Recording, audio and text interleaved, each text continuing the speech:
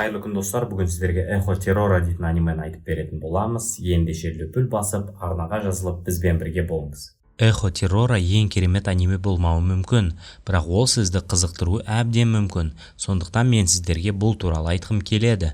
Бүгінгі күндеріңіз жақсы өтсін. Жапон үкіметі жетім балаларды интернетқа жинай бастайды. Онда билік балаларда сванттық синдромды дамыту үшін сол жерде эксперимент жасайды. Бұл адамдар бір немесе бірнеше салаларда ерекше қабілеттерге ие болатын жағдай. Мұндай балалар болашақта Жапонияға табыс әкелетін болады. Бұл үшін олар белгілі бір препаратты қолданған. Бірақ белгілі болғандай, бұл дәрі-дәрмектің кері әсері бар. Ол өлім. Аты жөнінің орнына цифры бар жігіттер бірінен соң бірі өле бастады. 9 мен 12 басты кейіпкерлер сол жерден қашып, адамдарға осы жер туралы бар шындықты айтуды шешті. Өйткені бұл эксперимент заңсыз болды, бірақ мұны істеу оңай емес екен белгілі. Өйткені үкімет бәрін тез жауып, бұны қазбалауды шешкендердің бәрін жойды. Мысалы, детектив Шибазаки партиялардың бірінің көшбасшысының жұмбақ суицидін тексеруге шешім қабылдады. Бірақ билік тергеуді ұнатпай, оның қызметін мұрағат қызметкеріне дейін түсірді. Сол секілді басты кейіпкерлер 9 және 12 шындықты айта алмайды. Олар мұны террористік шабуылдардың көмегімен жасауға шешім қабылдады. Зертханаға кіріп, олар бір жерден жасырын тұрған атом бомбасын ұрлап кетті. Бұл үшін олар осы бомба сақталатын мектептердің біріне кірді. Онда олар Лизаны кездестіреді. Ол қыз енді ақырына дейін олардың сыныптастары, тіпті ата-анасы болып қала береді. Енді жігіттерге оралайық. Осы компанияның миы 9. Ол бомба жасауды және серверді жоюды біледі. Ал 12 лас жұмыстарды жасайды, яғни бомбаларды табу, жару дегенде ғой. Алғашқы лаңкестік әрекетінің алдында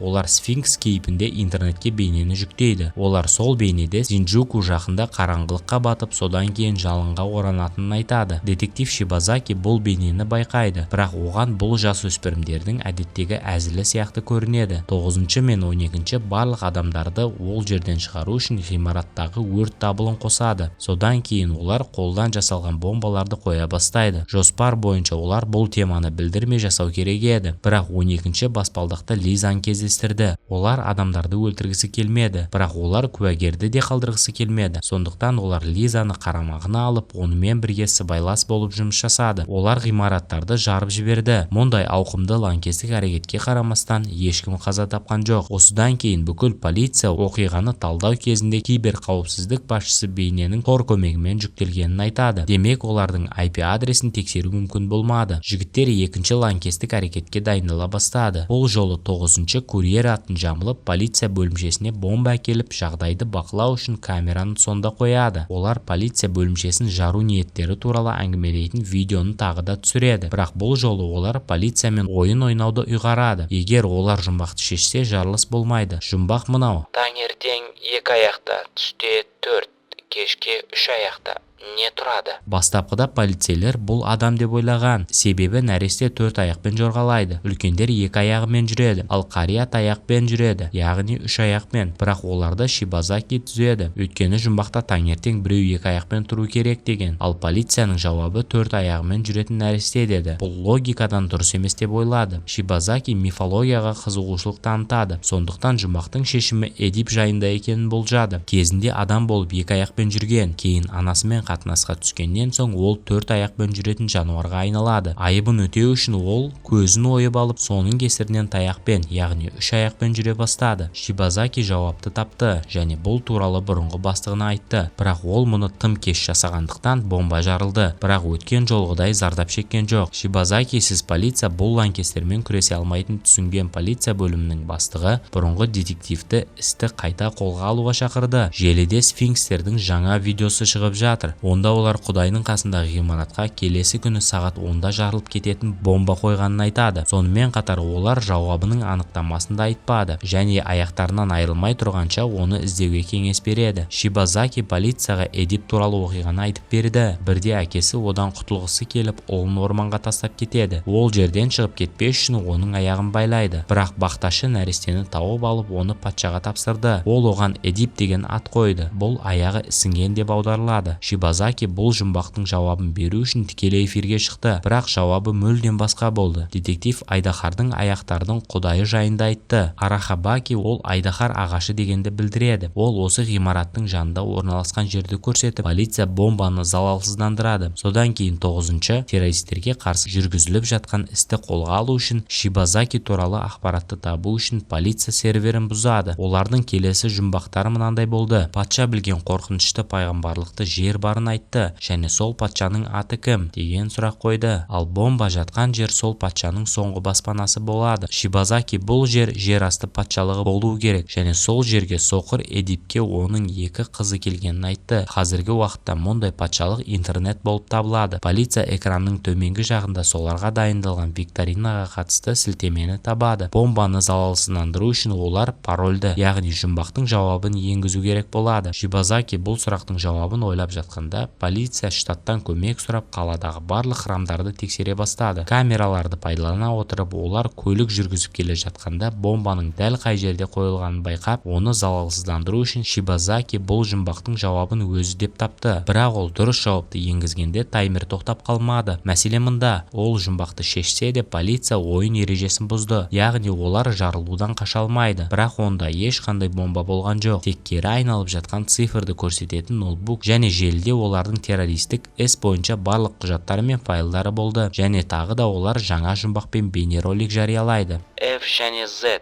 5-8, 8-9. Жүзім отырғызған періште қай жерде жазасын өтеп жатқанын табыңыз. Кешкі 8-ге дейін жауабын табыңыз. Таба алмасаңыз, және қайдадан қатты жарылыс болады. Ал сізге сәттілік. Айтпақшы, бұл әңгіме бұрыннан келе жатқан оқиға мектептегі жазалау туралы болады. Сабаққа кешігіп келген 4 оқушы 35 градус ыстықта жүгіруге мәжбүр болған. Сол себепті олар күн соққысына ұшыраған. Қалай болғанда да Шибазаки тағы бір рет біздің не туралы айтып жатқанымызды болжайды. Атап айтқанда, жүгіретін қызыл жылан біздің жағдайда пойыз дегенді білдіреді. Жұмбақты олар шешеді, бірақ 9-шы және 12-шінің таң қалдырғаны ешкім бомбаны залалсыздандыруды ойламады. Теракттың алдын алуға тырыспау туралы жоғарыдан бұйрық келгені белгілі болады. Бұл Шибазакиді қатты ашуландырды, өйткені олар қарапайым халықты құрбандыққа шалып жатыр. 9-шы мен 12-ші адам өлтіргісі келмегендіктен, олар жақында метро вагондарын бірінен қойылған бомбаны өздері залалсыздандыруға шешім қабылдады. 9-шы мұны қашықтықтан жасауға тырысты, бірақ қандай да бір себептермен бүкіл қала бойынша байланыс жұмысын тоқтатты. Сондықтан ол сол жаққа баруға мәжбүр болды, бірақ ол тым кеш болды, және бомба жарылып кетті. Мұның бәрінің артында ұрланған атом бомбасын қайтару үшін Жапонияға келген америкалық ұйым тұр екен. Бұл істі бір кездері 12-ші және 9-бен бір баспанада болған қыз басқарады. Оның аты 5-ші, және осы жарылыспен ол 9-ға өзінің осында екенін көрсеткісі келді. Шибазаки және басқалары бұл істен шығарылды, өйткені американдықтар лаңкестерге қамқорлық жасайды. Желіде Цезарға қатысты жұмбақ пайда болды. Ол келесі бомбаның қайда болатынын көрсетті, бірақ 9 бен 12-нің бұл лаңкестік шабуылға ешқандай да қатысы жоқ. Мұның барлығы сфинкстердің онсыз да нашарлаған абыройларына нұқсан келтіру үшін 5-ші ұйымдастырады. 9-ші мен 12-ші кодты шешіп, Лизамен бірге әуежайға қарай бет алады. Сондықтан олар 5-шіні ешқашан көрмеген Лизаны алып кетті. Шибазаки да кодты шешіп, елде қалғысы келмеген полицейлермен бірге жұмыстарын тәуекелге салып әуежайға барады. Күзетші 9-ші мен 12-шінің ізінен түсті. Олармен 5-ші шахмат ойнамақ болады. Шахмат тақтасы әуежайдың өзі, ал матпен жүретін жерде бомба бар. Кішкентай жарылыспен күзетшілердің назарын аударған Лизаның көмегімен 9-ші 5-ші орналасқан жерге жетіп үлгереді. Ол Лизаны бекер алып келгенін, сол үшін олардың әлсіз жері бар екенін айтты. Бомба болуы керек жерде ештеңе жоқ. Лиза 12-шіге қоңырау шалып, олардың ұсталып бомбасы бар ұшаққа орналастырылғанын айтты. Ұшақ ангарға қарай жылжып келе жатқан, және оның жарылысы көптеген адамдарды өлтіру керек еді. Бұған жол бермеу үшін 9-ші Шибазакиге қоңырау шалып көмек сұрайды. Ол оны және басқа да полицейлерді ұшақты қашықтықтан басқаратын жерге жүгіріп барып, оның траекториясын өзгерту үшін тапаншаны қолдануға мәжбүр етті. Ал 9-ші және 12-ші Лизаны құтқарды. Келесі күні жігіттер дүкенге бара жатқанда Лиза 5-шіден пакет алды. Оның жарылысы пәтерді қиратты. Сондықтан жігіттер тұруға жаңа жер іздеуге мәжбүр болады. Лиза жақында тым көп қиындықтар туғызды, және жігіттерге пландарын жүзеге асыруға құлықсыз түрде кедергі келтірді. Ол өзін тек қиындық әкеледі келеді деп шешіп жігіттерден қашады. Бірақ күткендей оны 5-ші ұстап алады. Ол Лизаны қиындыққа тап болғанын айтып, шолу дөңгелегінен жігіттерге суреттер жіберді. Мұның бәрін тұзақ екенін түсінген 12 оның артынан барады. Өйткені егер бірінші лаңкестік шабуыл кезінде 12 Лизаны кездестіріп, оның істеріне араласпаса, ол 5-тің қолына түспес еді. Келгеннен кейін ол кеудешенің бомбаларымен толтырылғанын көреді. 12-де оларды құтқаруға шамамен 8 минут уақыты бар. Бірақ мәселе мұнда. Ең жақсы сапер қысқа уақыт ішінде мұндай көп бомбаны жеңе алмайды. 12-ші іске кірісті, бірақ әрине оның уақыты жеткіліксіз болды. Ал таймерде 2 минуттан сәл аз уақыт қалғанда 5 оған қоңырау шалды. Ол оған Лизаның өмірі үшін келісім ұсынды. Ол келісім атом бомбасын қайда жасырғандары туралы ақпарат. Қысымға төтеп бере алмаған 12 ең жақын адамына опасыздық жасайды. Онымен бірге жоспар құрып көптеген қиындықтарды бастан өткерді. Ол бомбаның мектептегі D12 шкафында екенін айтады. Сол секундта бірнеше әскери қызметкерлер сол жаққа барады.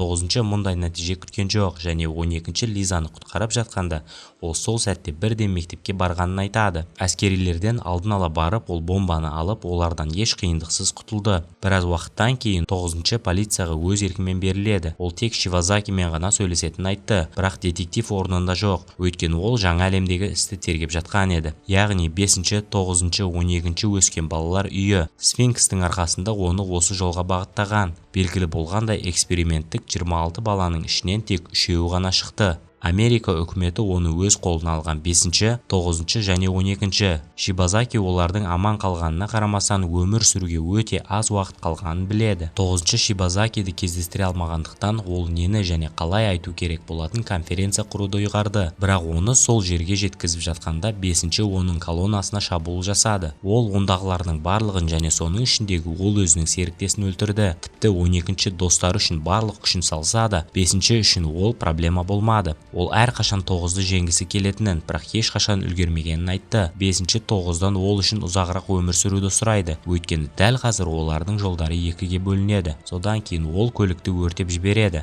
және жарылыстан өледі. 9-ші конференцияға ешқашан кіре алмады, бірақ ол сақтықпен алдын ала бейне түсірді. Онда ол өзінің жеке басын ашып, келесі бомбаның соңғы болатынын айтады. Себебі ол дәл қазір атомдық бомбаның стратосфераға ұшып жатқанын айтады. Осыған байланысты бүкіл қаладағы адамдар шұғыл эвакуациялана бастады. Бірақ ол атом бомбасын неге сонша жоғарылатты? Шибазакидің университетте физикада оқитын қызы бар. Ол қызынан атом бомбасын ешкімді өлтірмей жаруға бола ма деп сұрайды. Ал қызы болса атмосферада ядролық жарылыс болады дейді. Яғни бомба стратосферада жарылса, барлық радиация ғарышта таралады. Бірақ оның орнына күшті электромагниттік импульс пайда болады. Бұл Жапониядағы барлық электрониканың істен шығуына әкеледі. Үкімет шұғыл түрде барлық атом электростанцияларын апатты түрде тоқтатуды бастады. Сонымен қатар олар ауадағы барлық ұшақтардың жылдам қонуына көз жеткізді. Өйткені электроника өшірілсе, жүздеген ұшақ құлап кетеді. 12 Лизаны кездестіріп, оған 9 жасындағы балалық шағы туралы айтып берді. Олар сол жетімдер үйінің қараңғылығында өскен, ата-анасын ешқашан танымаған. Ешкімге 9 және 12 керек емес. Тіпті қашып кеткеннен кейін де олар әрқашан екеуі болды. Ол одан өзін еш нәрсеге кінәламауын өтінді және онымен кездескеніне өте қуанышты екенін айтты. Барлығы қала бойынша электр энергиясын өшіріп тастаған жарылысты бақылады. Біраз уақыттан кейін 9-ші 5-ке арналған жасанды жерлеуді бастайды және жаңа колбаны қоятын жерге келеді. Ол жерде ол Лиза мен 12-ні кездестіреді. Олар одан жамандық жасаған үшін кешірім сұрайды. 9 оны өте тез кешіреді. Содан кейін үшеуі көңіл көтере бастайды. Бірақ кешке Шибазаки шын жүректен сөйлесу үшін Сфинксті ұстау мақсатымен келеді. Бірақ бұл олардың жоспарларының бір бөлігі болды. Өйткені олар қамауға алынғаннан кейін бүкіл әлем бар шындықты білетін болады. Демек, мұндай ауқымды шара назардан тыс қалмайды. Бірақ осы сәтте американдық әскерлер араласып кетті. Олар сфинкстерді өлтірмек болды. Бірақ 9-дың қолында детонатор болды. Егер ол оны іске қосса, атом электростанцияларында орналасқан бомбалар жарылып кетеді. Және бұл жарылыстар соңғылары сияқты күшті емес. Рас, бұл қоқан лоққылар әскерді тоқтатпады және олар 12-ні өлтірді. Шоктың әсерінен 9 түймені басуға жақын болды. Бірақ Шибазаки оны тоқтатады. Детектив сфинкстердің неліктен өз өмірін қатерге тіккенін түсінгенін айтты. Ол 9-шыға сотта бар шындықтың ашылуына көз жеткіземін деп уәде берді. 9 Шибазакиге үміт артып айтып, оларды ұмытпауын өтініп, олардың өмір сүретінін айтты. Осыдан кейін препараттың жанама әсерлері басталып, ол қайтыс болды. Өкінішке орай екінші маусым болмайды. Бұл аниме туралы не ойлайсыз? Комментарий жазуды ұмытпаңыз және каналға жазып, лүпіл басуды ұмытпаңыз.